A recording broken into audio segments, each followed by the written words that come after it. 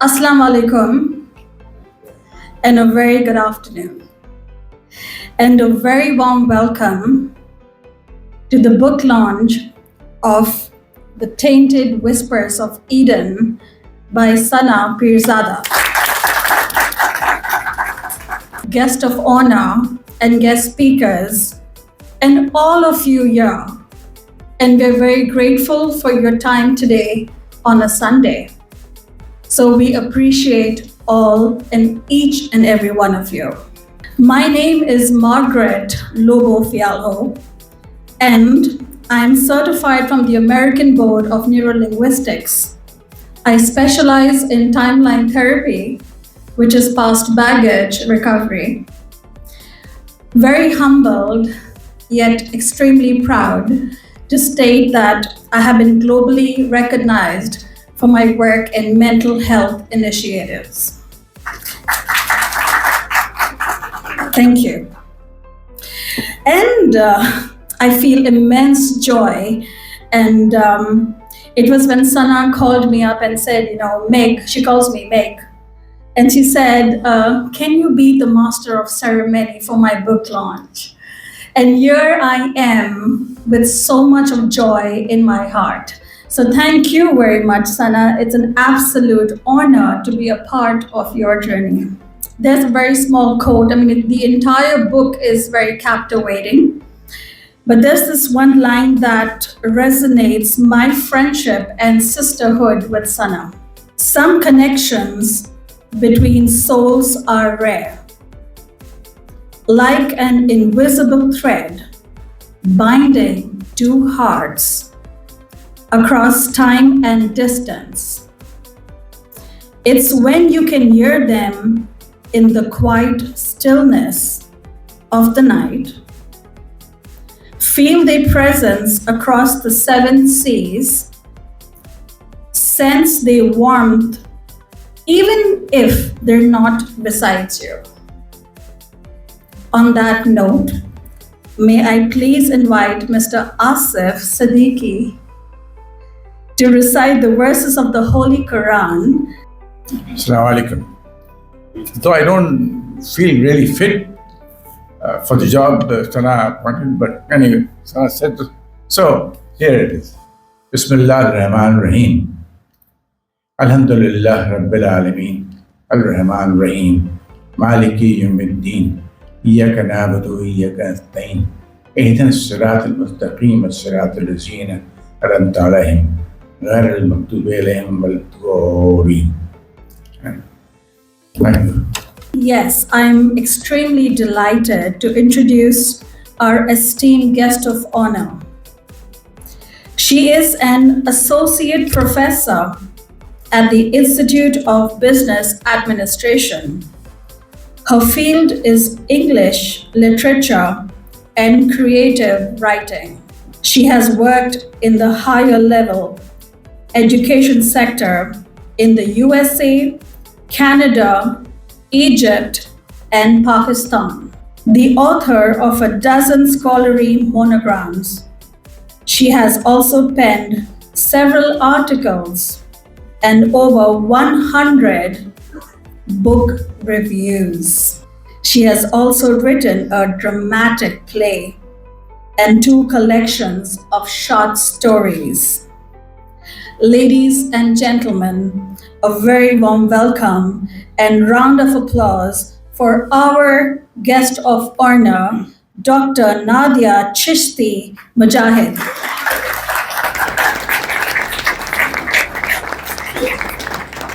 Assalamu alaikum, thank you. 3 of those 150 book reviews were for Sana and her work. So that was in dawn. Okay. Bismillah ar-Rahman ar-Rahim. Seasoned author and passionate lover of literature related to the 19th century, Sana Pirzada is no stranger to the genres of Neo-Gothic and Neo-Victorian fiction.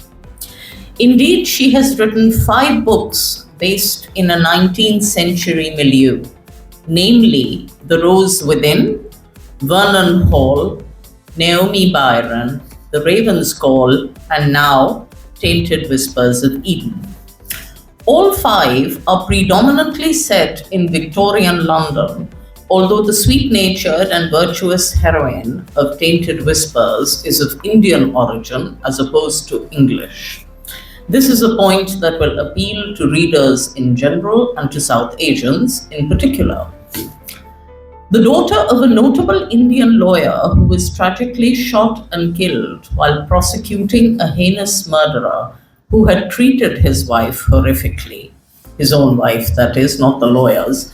Zarina Saeed was transplanted from Bombay to London in her youth in order to live under the aegis of Shirley Lester and help her run a newspaper publication. Modest, unassuming, and capable of a strong and fervent loyalty, Zarina develops a beautiful and positive friendship with Shirley. A rich widow whose husband left her a home, 61 Eden Court.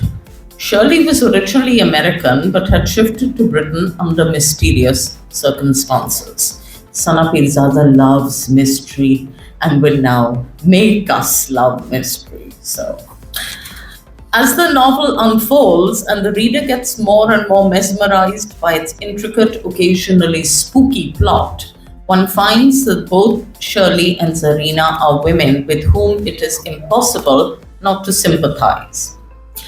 Pirzada never ever shortchanges her female characters. This holds true for both major and minor ones when it comes to depicting how much they are at the mercy of not just the patriarchy but also of jealous and evil female rivals.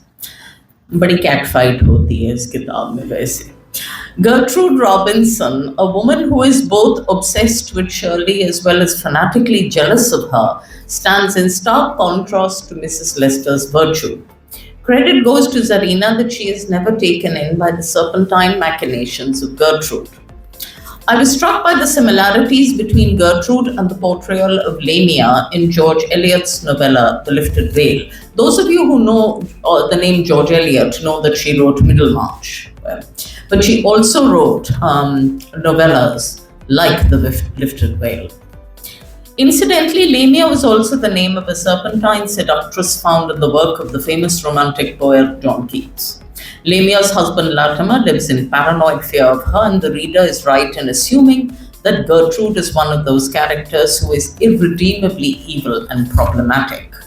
Her morally reprehensible behavior and vitriolic statements are the thematic fulcrum on which the plot of the novel hinges.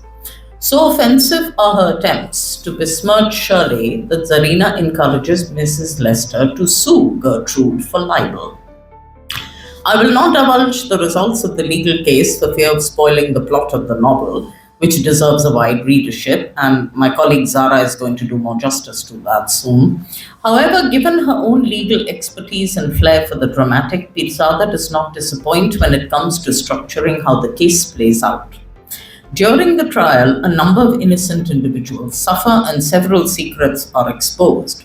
What is even more tantalizing is how after the case ends, a subplot of the novel containing strong Gothic overtones also plays itself out in a thrilling manner. For those of you who are not aware of what the Gothic is, it's a blend of horror and romance. Okay. Sana just loves that. Okay. Pirzada pulls out all the stops at this juncture, much to her audience's excitement. A character who starts out being likable is found to demonstrate alarming Jekyll and Hyde tendencies. It's a man who sort of turns into a beast. Well, most men do that, but the point is that this one really does. Robert Louis Stevenson's remarkable book, Dr. Jekyll and Mr. Hyde, is, however, not the only Victorian text to which Pirzada pays implicit homage. The concluding scenes of the novel bring Emily Bronte's savage Wuthering Heights to mind. Yet some of Pirzada's prose resonates with a beautiful, almost Wordsworthian lyricality. She is a past mistress at incorporating classical Victorian themes into her writing while retaining the unique aspects of her own narrative voice and authorial control. Her descriptions of things as diverse as cuisine, decor, music, societal norms, court dynamics, shipyards, police work, and colonial life are thoroughly researched. They help to lend color, dynamism, and atmosphere to her writing. This is something which those who enjoy reading about the 19th century especially will greatly appreciate. A cameo portrayal of the celebrated Oscar Wilde will have readers applauding. But I think that even more resounding applause should be given at Sana Pirzada's success in presenting us with an even better novel than her first ones, for her former ones, and those were very good, to say the least. Thank you. Thank you very much, Dr. Nadia, for such a profound reflection. And there's one thing I would also endorse is that with regard to Sana's work, her attention to detailing is just highly commendable. I would like to introduce our esteemed guest speaker, who is an advocate of the High Court of Sindh, was called to the Bar of England and Wales in 2008, and later became an attorney at law, New York. With 14 years of legal experience, she is the founder of Zara S. Vianney and Associates, successfully running her practice for the past 4 years. She currently serves as the Assistant Attorney General of Pakistan and was the first Pakistani woman elected to the LinkedIn in Bar Representation Committee. She is also the CEO of the Women Lawyers Association, advocating for women's empowerment in the legal profession. Ladies and gentlemen, once again, a very warm welcome and a round of applause for our guest speaker, Barrister Zara Vianney. Thank you, Meg. After that introduction, I'm not sure if I'll be able to review this properly. Thank you, Sana. I feel honored to be asked to speak about such a brilliant book. It's a bit out of my league, I feel, to comment on such brilliant literary work, but I will try my best. When Sana asked me to speak about Tainted Whispers of Eden, I thought, oh, another book to read. But when I started reading it, I felt that I was taken back to the 19th century, and I actually envisioned a lot of the scenes that Sana has mentioned in the book. She starts off with the Bombay High Court, and the Bombay High Court, like the Karachi High Court, or the High Court of Sindh at Karachi as we call it, are very similar. We have similar jurisdictions, we have similar settings, and I could actually envision the Karachi High Court at that time when I read that scene. The legal aspect of the book is what I would like to delve upon more than the literary aspect. A lot has been said, and very rightly so, by Nadia, that the book, that Sana describes each and every character, each and every scene so beautifully and so artistically as can be penned down, that I don't think anyone else can do justice to a courtroom scene as she has done so in this book. I also feel that being a lawyer, she has put in elements of the legal profession in this book, both when she's describing the Bombay High Court and later on the Old Bailey.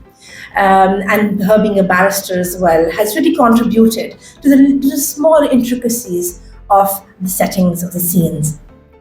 When we talk about the theme of the book, it is, again, largely with a Gothic background, yes, but also and theme, but also when we talk about the legal aspect of libel. Defamation is something which is very prominent and very much there in our society nowadays, and of course also in the 19th century, as Sana has set it out. Libel is something that needs to be discussed more. Defamation in general needs to be discussed more. And the way she has intertwined it with her literary work is absolutely something that is commendable. When we talk about characters, Gertrude, a character that when you read, and as a third person, so as I said, not as a literary, but as a lawyer, I feel that Gertrude's character is something which has really resonated with a lot of the cases that I've dealt with. You always have that one person who is malicious, who's jealous, who's wanting to do better than the other, who's trying to find ways to, if I may use the word again, defame somebody else, just so that out of their own jealousy and out of their own, just to be able to also attain or achieve not their own success, but the downfall of another. And that is exactly the kind of themes that are addressed in this book. And I think, as I said, even if you're not a lawyer, this book will actually resonate with you. Gertrude's character will resonate with very many that you've met on a daily basis in your lives. Sana's work is something that I am new to reading, but it got me so engrossed that I finished the book, and I've read it about twice now, but I read it overnight. Why? Because each section, each chapter captures you. It makes you feel as if you are there. As I said, her descriptive, the way she describes the characters, and I'm for fear of repeating myself, to be able to put yourself in the author, to see each character from the author's eyes and put yourself in every scenario is something that not very many authors can achieve. And I think that is exactly what Sana has done.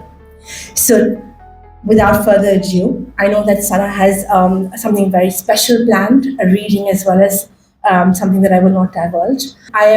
Thank you once again, Sana, for giving me the opportunity to speak about this beautiful book. And I think each and every one of you should read it, and you will see from it and take away something different, because it is what you read and how you think of it. Thank you very much.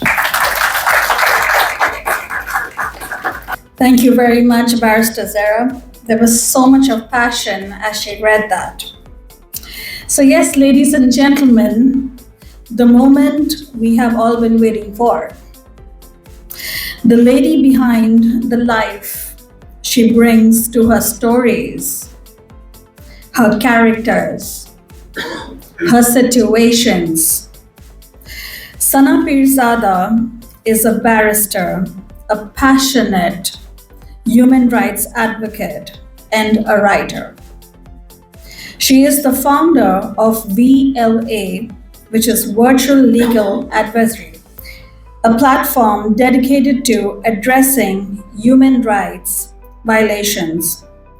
Her debut novel, The Rose Within, a Gothic romance, was first published in 2016, becoming a finalist in the Wishing Shelf Book Awards and winning a Silver Award in the Mystery Fiction category of the Global eBook Awards 2017.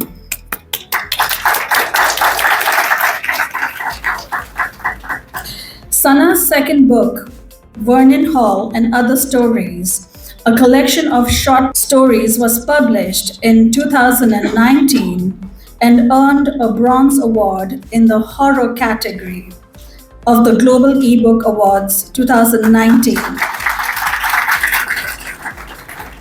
Her third book, Naomi Byron, is a legal thriller set in the Victorian times. Her fourth book, The Raven's Call, a Victorian detective novel with strong Gothic elements, was nominated in the Best English Fiction category at the UBL Literature and Arts Awards 2024. You're a living legend, Sana. Tainted Whispers of Eden is Sana's fifth book, a suspenseful and poignant legal thriller that combines historical fiction with Victorian Gothic. Ladies and gentlemen, we really need a very loud applause for this living legend, Sana Pirzada.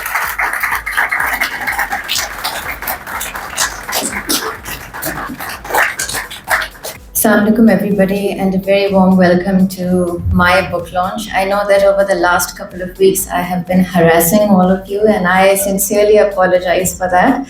But I have to say that I'm delighted to see you all. I'd actually like to start by thanking the Almighty for all of His blessings and my beloved parents. My father, of course, as you know, is no more with us, but I believe those who've gone don't leave us, so he's still here. And of course, my wonderful mother is very much over here. And thank you to each and every one of you. When we write a book, we put in so much of hard work. At least I just shut myself and I don't do anything else apart from, of course, irritating my mother.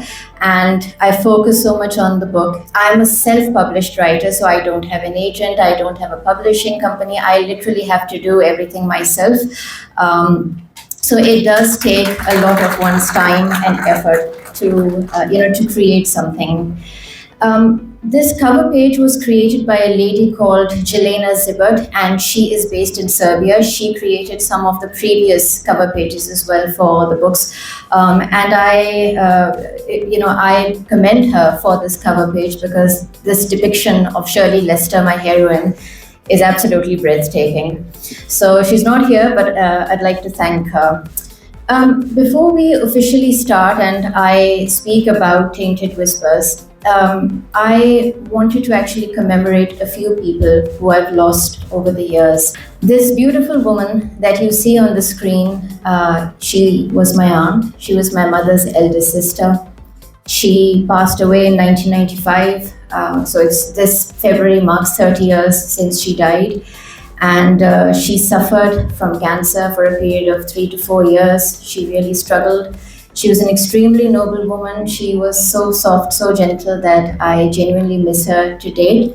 And she used to teach at St. Joseph's College. I've never really spoken about her until today, and I thought that, who knows whether I publish another book or not in future.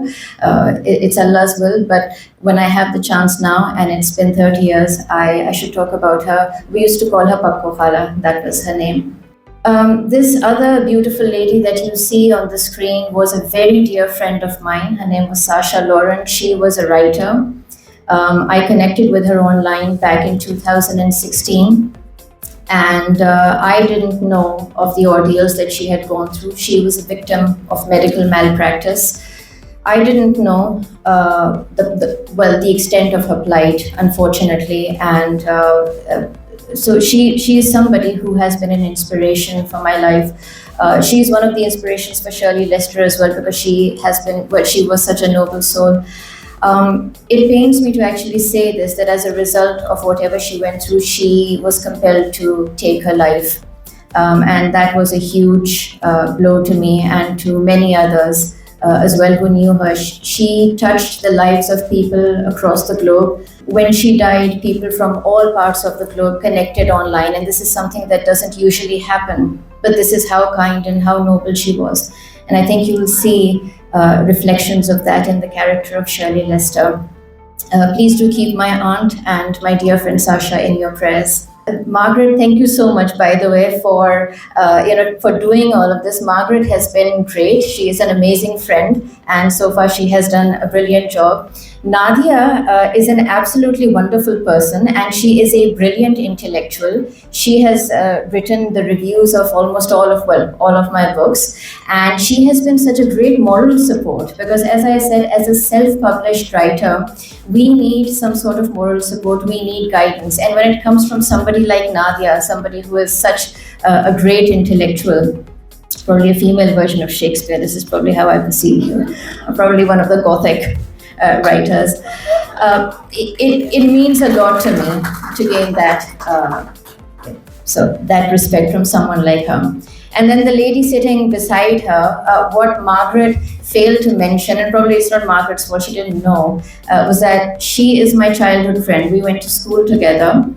And years later, when it was my call to the bar ceremony at Lincoln's Inn in 2008, when they were calling out the names, they said Zara Vianney, and I turned around and I said, "Do you remember me? We were together at CJM." And she said, "Yes, I do remember the name Sana Pirzada Bagley." So that's how we reconnected, and Alhamdulillah, God has a way of reconnecting souls together. And she is an exceptional lawyer. By the way, if anyone ever has any issues pertaining to harassment or defamation, she is the person to go to, and she is a lovely, lovely human being. So thank you, Nadia, thank you, Zara, and thank you, Margaret, for being here. So we've already, Nadia and Zara have already spoken briefly about my previous books. I'm not going to dwell much on them, except for the fact that I grew up in the UK. And as most of you know, a lot of the UK still is very much reminiscent of the Victorian era. I mean, everything about the UK, the cobblestone roads, the quaint English towns. And so I could never get out of that Victorian realm. And so that was my inspiration for The Rose Within, a Gothic romance, apart from Andrew Lloyd Webber's Phantom of the Opera, which has played a huge role in my life.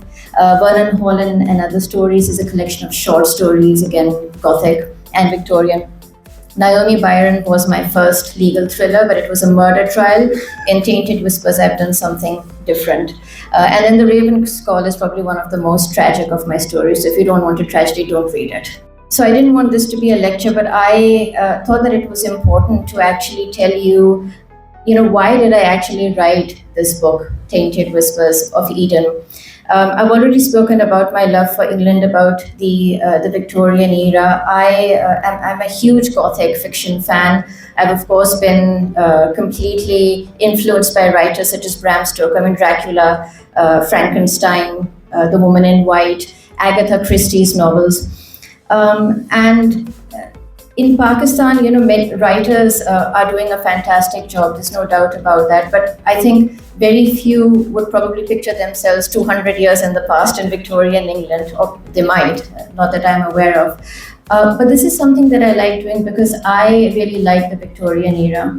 I like the value systems of that time. I love the sentimental aspects of things. I love the dressing and the relationships between people. I'm not a big fan of technology, so I do miss that, writing letters or love letters or whatever. So hence the Victorian era, and of course the Gothic genre. Most of you would probably associate that with horror. And yes, there is horror in my books as well, but there are so many hidden themes beneath that Gothic genre. And libel and defamation, as Zara has already mentioned, is something that we deal with every day in our lives. I mean, we do come across people who splash the mud on our faces. We have people who backbite about us. And what this book actually does is to show you that sometimes conversations or gossip that you may perceive as being harmless might not necessarily be harmless. It might actually have legal repercussions.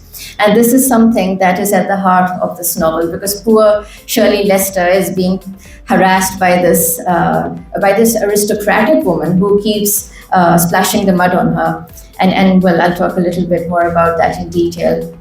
And then that famous trial takes place at the Old Bailey, which you will all be a part of in a little while.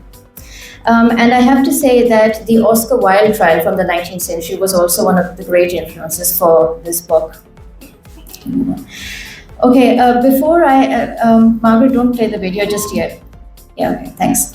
Okay, I'll just explain a little bit about this video. So the original image of Shirley Lester and Reginald Lester was created by the illustrator who's based in Serbia.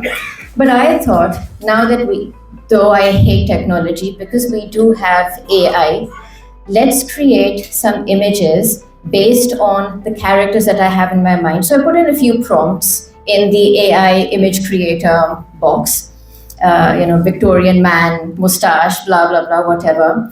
And I was able to come up with some of the main characters as I imagined them in the book. And the reason why I made this video, there's a twofold purpose over here. One is so that when you, and if you decide to read this book, you can imagine what those characters look like. And secondly, the song that is being played in the background, Passacaglia, that is a composition by the European composer Handel. It's very important because Shirley Lester plays the piano. And throughout the book, this is actually the theme song of the book.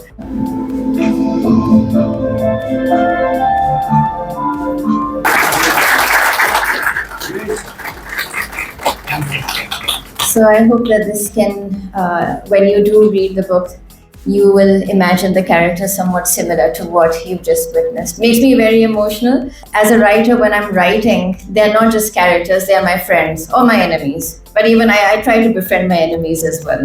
Okay, what I'm now going to do is that I want you all to imagine if you've ever been in a courtroom. I hope most of you don't end up in a courtroom, by the way, at least not one in Pakistan. If you wish to visit the court in England, that would be a great experience, why not? But I want you all to imagine that you are members of the public gallery in the Old Bailey. This is no longer the PACC auditorium, this is the Old Bailey, and you are here to witness a trial. And it is a criminal libel trial. What is the name of the trial? What is it called? It's called R and Lady Gertrude Robinson. R is Regina, or the Crown versus Lady Gertrude Robinson. What is the court? I've already told you. The offense is criminal libel. The plaintiff is Mrs. Shirley Lester. The defendant is Gertrude Robinson. Presiding judge is Justice Grimsley, and defense counsel is Edward Fairfax. Now, what I'm going to do from now onwards is that I am going to imitate the voices of numerous characters. This is the infamous note that was sent to Rule's restaurant by Lady Gertrude Robinson, where she tried to slander Shirley Lester. And it is on the basis of this note that Shirley Lester was able to bring about charges against Gertrude Robinson at the Crown Court. So I'm going to read this out in Lady Gertrude Robinson's voice. To the management at Rules, I am well aware that Mrs. Shirley Lester is a frequent patron of your establishment. However, I must question whether this is the kind of restaurant that prides itself on catering to women like her. A woman of low birth, she married into wealth only to engage in a sordid affair with the editor-in-chief of the newspaper and reaping all the benefits upon her husband's tragic demise. It is no secret that Mr. Reginald Lester, upon discovering his wife's illicit liaisons, suffered a fatal heart attack from the shock and disgrace, having seen his wife with her lover in their family cottage at Whitby. That is what drove Mr. Lester to his death. Is this the sort of respectable clientele you entertain? Allowing such filth within your walls reflects poorly on your reputation. And I, for one, am appalled by the company you seem content to keep. Shame on you. Signed, Lady Gertrude Robinson. Okay, so we're now officially part of the trial. I'll just explain the dynamics over there. You can see the judge by his wig and gown. You can tell that he's the judge. That cunning-looking gentleman with his hands clasped is the defense counsel Fairfax. That sweet-looking fellow in the background is Edgar Walton. So it's Edgar Walton's testimony presently. And this beautiful, seductive, malicious woman sitting in the dock is the defendant, Lady Gertrude Robinson. In the witness box is Edgar Walton. And now I shall commence. You will hear 4 different voices. I'll try my best. So Zarina's narrating it. Edgar Walton is the witness, and the judge and the barrister. So here we go. What I'm about to recount is devastating. It shattered us all. Most of all, Edgar Walton himself. I had long suspected he harbored deeper feelings for Mrs. Lester. At times, though, I dismissed the thought repeatedly. I even wondered if she viewed him as something more than a mere friend. But the truth that unfolded in that courtroom haunts me to this day. Not simply for the revelation itself, but for what Walton ultimately sacrificed for Mrs. Lester. With my testimony concluded, I was free to sit in the gallery beside Falak and Isabel, witnessing the trial's remaining days. Walton had barely taken the stand when Fairfax mercilessly began his relentless inquisition. Mr. Walton, spare us the riddles and tell the court plainly that Lady Gertrude Robinson's accusations are true, that you and Mrs. Lester are lovers. It is a lie, an abhorrent lie. Walton's voice thundered through the courtroom, prompting Justice Grimsley to bang his gavel. Mr. Walton, this is a court of law, not a public house. We do not indulge drunken brawls here.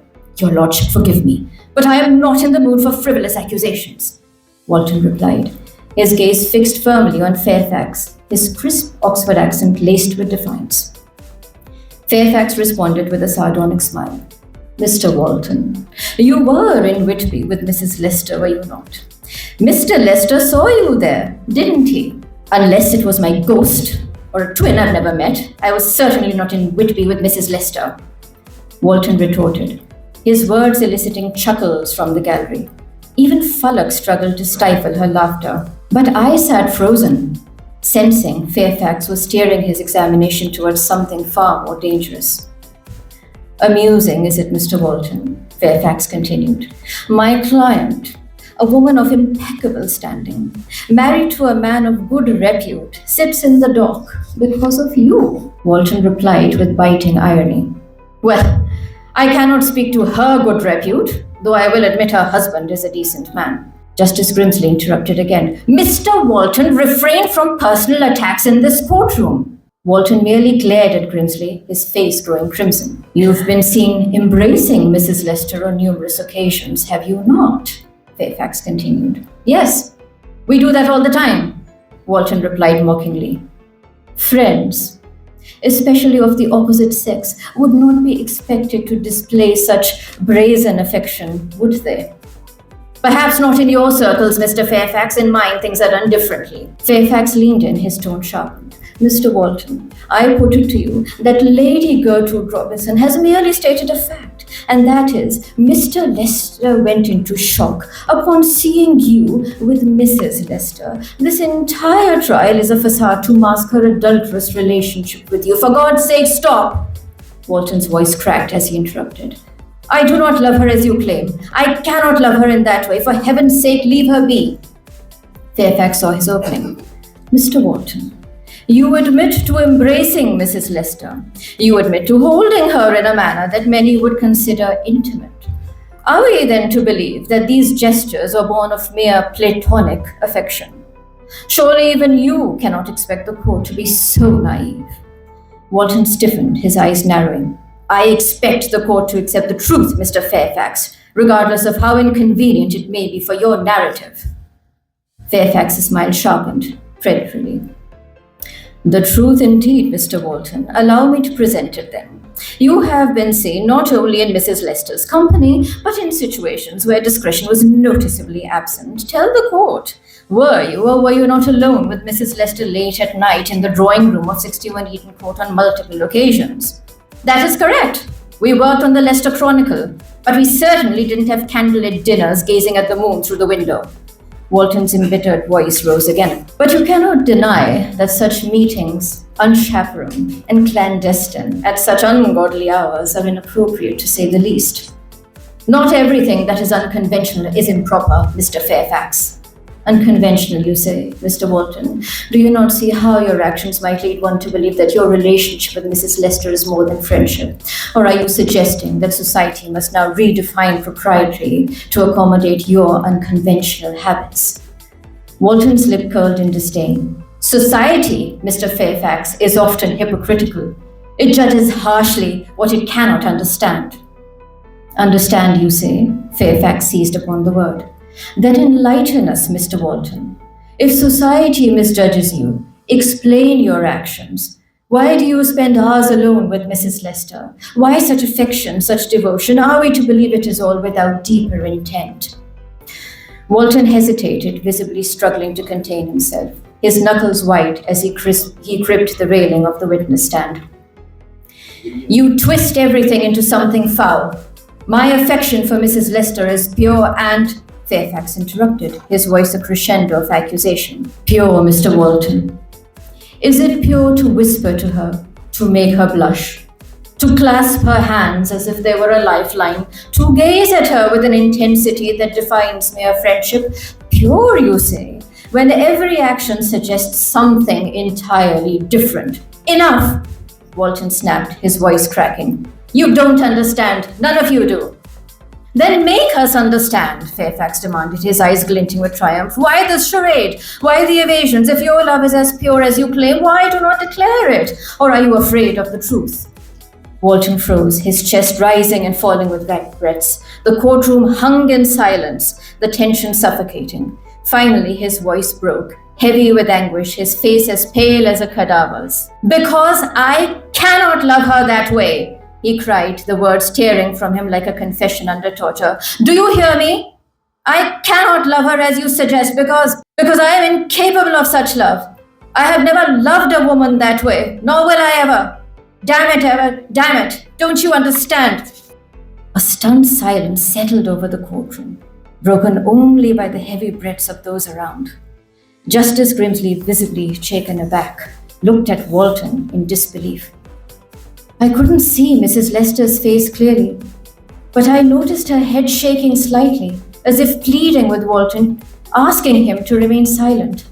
And yet, he continued, I love Shirley Lester, because she is one of the kindest souls I have ever known.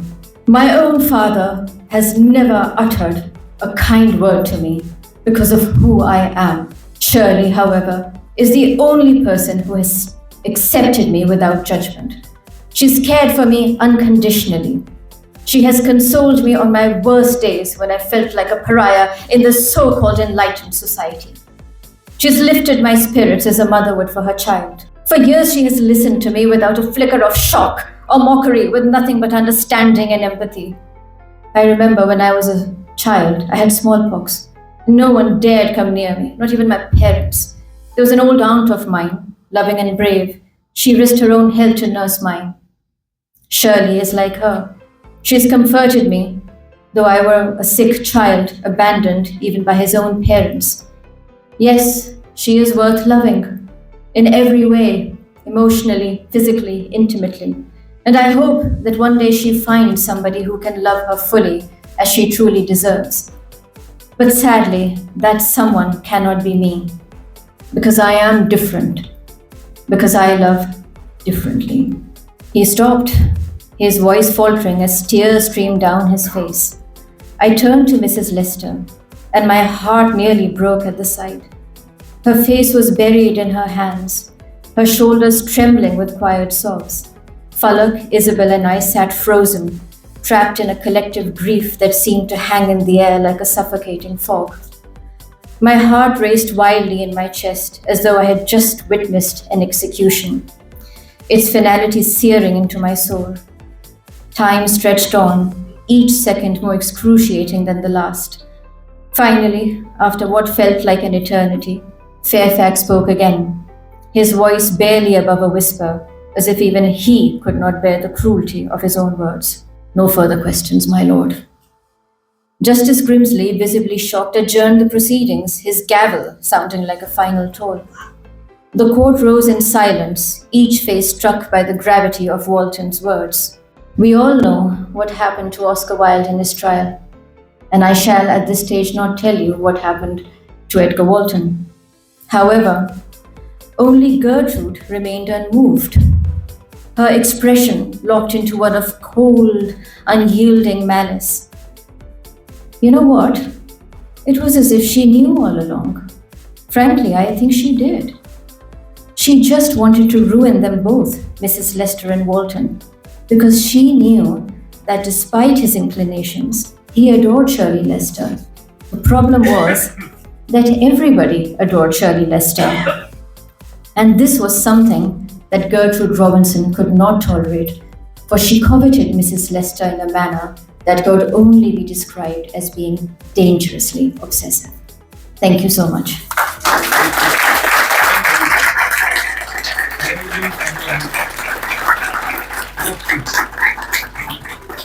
And with that, I come to a conclusion with my presentation.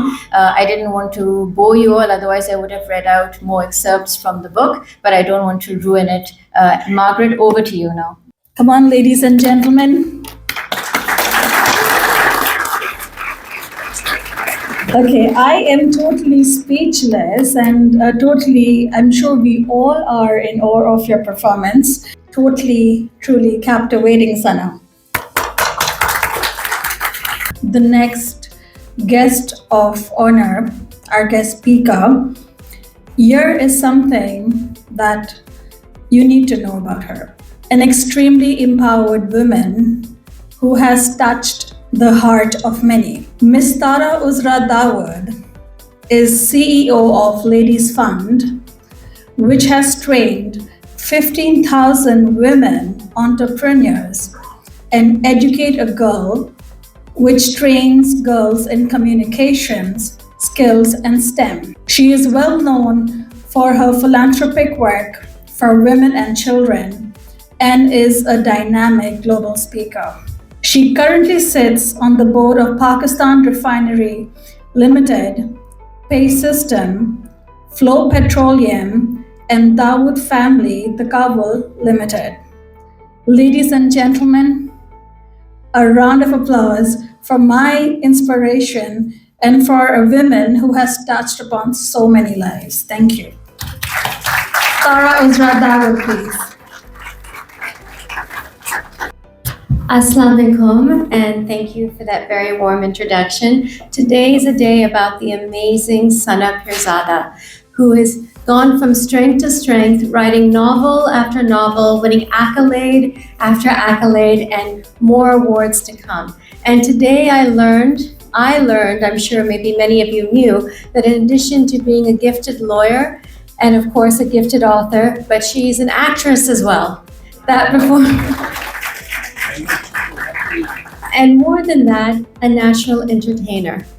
And it makes sense because for her words to come to life in the way they do, for her ambitions, thoughts, and aspirations to take form in these stories that entertain, excite, and in many ways give so much joy to all of us, is something that is more and more evident each time we read one of them, or like today, witness them come to life. I for sure am expecting a movie deal in the future from these books. And wish her the best of success with that. I've known Sana for several years, not only in the context of this amazing talent of hers, but from her first novel, the great one about Naomi, that enchanted all of us and made me not just her friend, but her follower. Many of you may not know, however, what a philanthropist she is and how much she does for girl education, being a trainer for Educate a Girl by Ladies Fund, and most recently writing a very important, groundbreaking white paper on breast cancer and the rights of women in medical malpractice in this field in Pakistan, which will hopefully be shortly presented to the government of Pakistan on behalf of Ladies Fund and help so many people. And this is just something she does in her so-called spare time. And among the many other philanthropies, regular legal work she does, and authoring, she is always a dear and good friend that I'm very blessed to count myself one of hers. So thank you so much and best of luck to you, Sana, always. Many, many congratulations. How about we all manifest that for Sana? Sana, of course, we will see a movie in the making soon, right? Right, ladies and gentlemen? Inshallah. I'm very grateful. Tara, thank you very much for your kind words for Sana. I mean, there's so much that we all endorse, and Sana is one woman who I see is an empath. She's very kind. And what I also do love about her is that she has healthy boundaries, which is very important. So yes, ladies and gentlemen, thank you very much and totally honored to be a part of Sana's book launch journey. Please know that the books are on sale and the signing will take place here in the auditorium. Later, yes, in a few minutes, we will, once the book signing and the sale is done, we will then proceed for high tea in the conference room. Signing out. Thank you very much. So once again, officially, I'd like to thank everybody for being here. I know that some people arrived late, and as I sat there, I've seen some new faces. So thank you all. It means a lot to me. This was a Sunday. You were supposed to be in bed. I'm sure you had other things, better things to do, but you came here. You were a part of my book launch. So my campaign of harassment over the last couple of weeks worked. So thank you all for being here.